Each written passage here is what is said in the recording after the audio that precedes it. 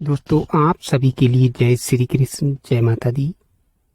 आज हम इस भाग में जानेंगे हथेली में शुक्र पर्वत पर त्रिशूल का होना। हथेली में इस भाग को शुक्र पर्वत कहते हैं और जिस व्यक्ति की हथेली में इस स्थान पर त्रिशूल का निशान हो, यह योग बहुत ही शुभ और लकी योग माना जाता है। हथेली के अंदर जो प्रमुख रेखाएं होती हैं,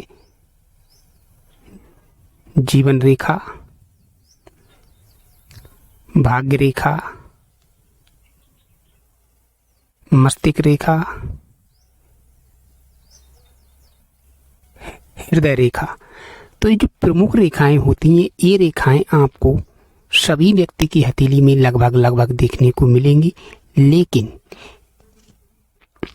शुक्र पर्वत पर त्रिशूल का होना, तो जिस व्यक्ति की हथेली के अंदर शुक्र पर्वत के ऊपर त्रिशूल का निशान होता है, तो यह योग बहुत ही शुभ है। और इसके साथ ही यदि आपकी हथेली में शुक्र पर्वत पर त्रिशूल है, तो आप समाज से हटकर आपके साथ कुछ अलग ही होने वाला है। क्योंकि यदि आपकी हथेली में एक योग ही समाज से अलग है, तो आपके जीवन में इस त्रिशूल का प्रभाव भी समाज से अलग ही होगा। तो इस त्रिशूल का प्रभाव आपके जीवन में किस भाव को दर्शाता है? जिस शख्स की हथेली में शुक्र के क्षेत्र पर त्रिशूल होता है, तो वह व्यक्ति प्यार, एक प्रकार से लव या प्रेम के मामले में बहुत ही ज्यादा भाग्यशाली होता है। और इसके साथ ही यह योग वाला व्यक्ति बहुत ही संवेदनशील भी हुआ करता है। जिस व्यक्ति की हथेली में शुक्र पर्वत पर त्रिशूल होता है, और यह योग वाले व्यक्ति के अंदर दूसरों के प्रति समानुभूति हुआ करती है और सौंदर्य के प्रति इनका विशेष लगाव होता है। सौंदर्य, पार्क, दार्शनिक जगह या देखने की कोई भी वस्तु हो या कोई भी सुंदर स्त्री या लड़की हो, तो उसको देखकर एक योग वाले व्यक्ति बहुत ही जल्दी आकर्षित हुआ करते हैं।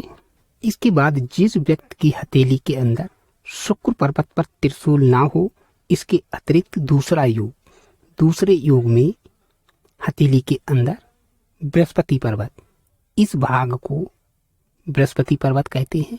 और बृहस्पति पर्वत के ऊपर जिस व्यक्ति की हथेली में इस प्रकार का वर्ग का निशान हो, वर्ग की आकृति बनती हो, हमारी हथेली में जो तर्जनी प्रथम उंगली होती है, इसे बृहस्पति उंगली कहते हैं और इसके नीचे वाले क्षेत्र को बृहस्पति पर्वत कहते हैं। तो जिस व्यक्ति की हथेली में बृहस्पति पर्वत के ऊपर वर्ग का चिन्ह होता है, तो ये योग भी बहुत ही शुभ योग माना जाता है।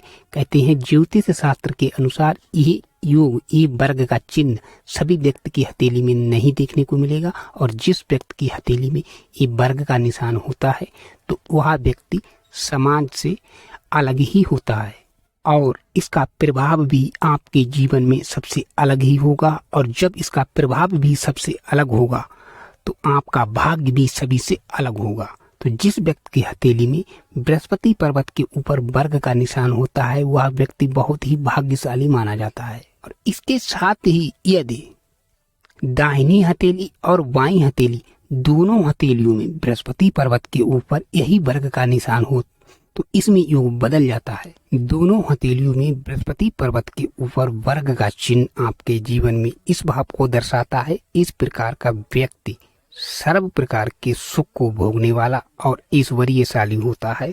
अगर किसी व्यक्ति के एक हाथ में यह चिन्ह पूर्ण रूप से नहीं बनता है, हल्का है, तो हल्का होने का भी इसका प्रभाव आपके जीवन में अवश्य पड़ेगा। वर्ग का निशान बनता है, तो इस प्रकार का व्यक्ति भी अपने जीवन में सुखी जीवन व्यतीत करने वाला हुआ करता है।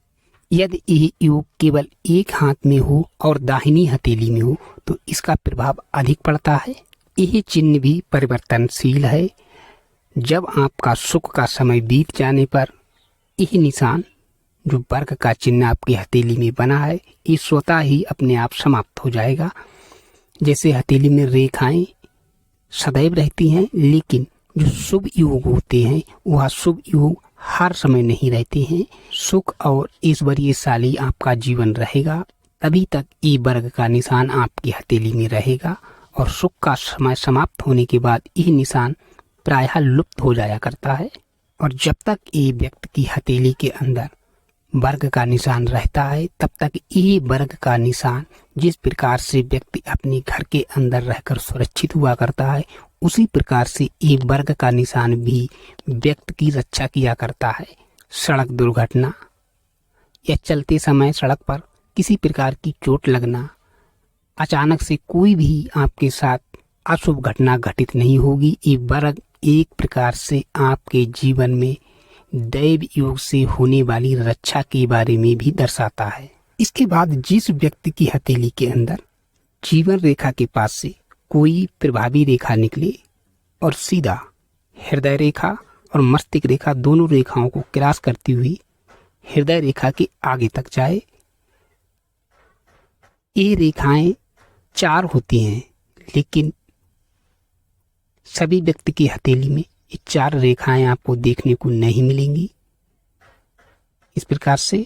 और चौथी रेखा जीवन रेखा के पास से नहीं निकलेगी। चौथी रेखा जो होती है वह मस्तिष्क रेखा से पहले और हृदय रेखा के आगे तक होती है।